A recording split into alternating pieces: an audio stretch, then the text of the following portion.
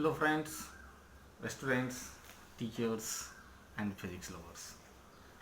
Here we shall study some good topics of physics. Actually for the students of class 11 and 12. If the students are seeking some good videos of physics in which some basic concepts have been discussed and we shall be able to apply these concepts in the curriculum of the syllabi of class 11 and 12. We shall be discussing each and every topic here.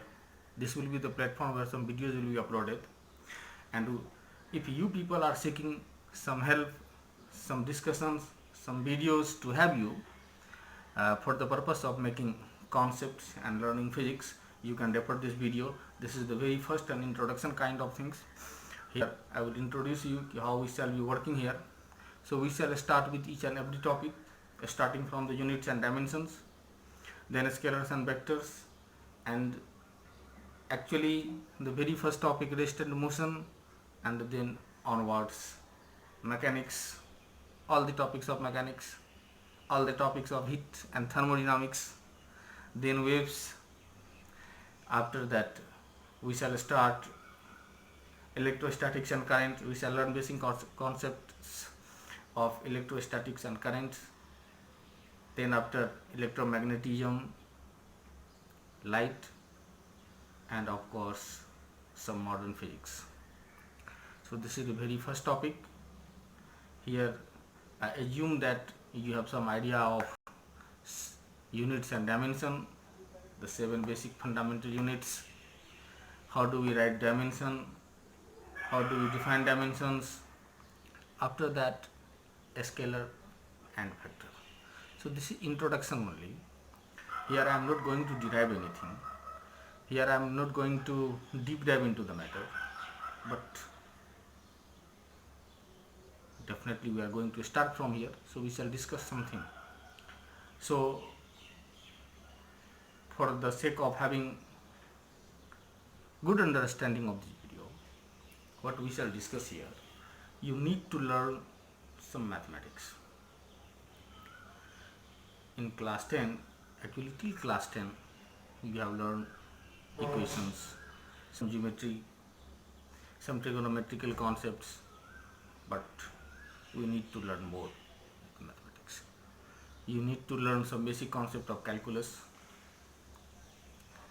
and before that you study the topic unit and dimension, and of course scalars and the vector quantities, because in physics we must have clear cut understanding of the quantities, either they are scalars or vectors. How do we define scalars? How do we define vectors? What are the characteristics of the vectors? How vector quantities can be accessed? So I will tell you, if only magnitude is required to define a quantity, or if a quantity is having only magnitude, all these quantities are known as scalar quantity. The scalar quantity, they do not have direction at all, they have only magnitude.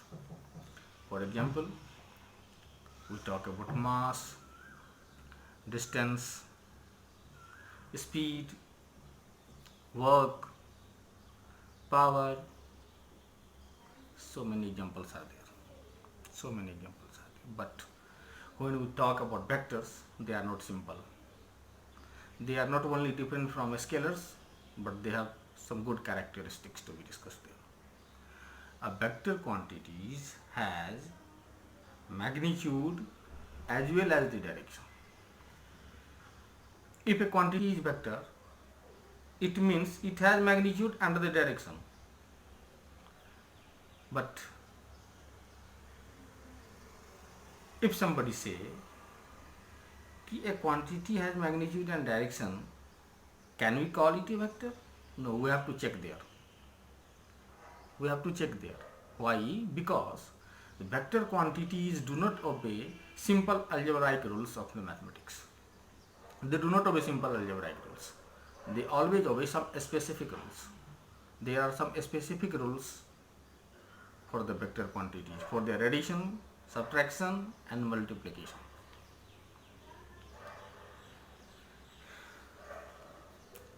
So how can we define vectors? A vector quantity has magnitude, has the direction, and do not obey simple algebraic law. Then only we can define vector. All those quantities having magnitude, direction, and if they are not obeying simple algebraic law but obey some specific laws for vectors, then only they can be categorized in vector category. So what happens? What happens? For example, like acceleration, velocity, displacement, electric field, magnetic field, so many examples are there. We shall discuss when we will be discussing about the topic. So here you go through the books. Actually you have some basic understanding, then only we can start from the very first topic, rest and motion. So assuming that you have studied something about vectors, scalars, units, dimensions, some concepts of calculus like differentiation, basic differentiations, basic integrations, then we can start our topic. So we shall start from rest and motion. Rest and motion. How can we define motion? What is rest? What is motion? What are the definitions of motion? How can we access it? What are the equations? How we shall explain it? So we shall start. Let's start. Let's learn something in the very first class. What is rest and motion actually? Rest and motion is the relative concept. It's not absolute concept. Because in some case, if a particle is at rest, somebody is saying that the particle is at rest, another one come to say that the particle is in motion at the same instant of time.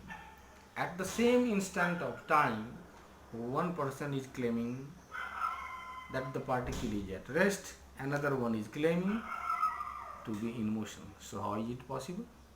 Can it be possible? Yes. Yes, it depends upon the situations. It depends upon the situations where for someone it is at rest and for other one it is in motion. So it can be at rest, it can be in motion at the same instant of time, depending how do we define the motion, how do we analyze the motion actually. So it depends upon the analyzing parts. Let us consider with an example of lift. Suppose you with some friends are standing on the ground floor in front of the lift and see what happens. Let's consider the second video. It has been explained there. Thank you.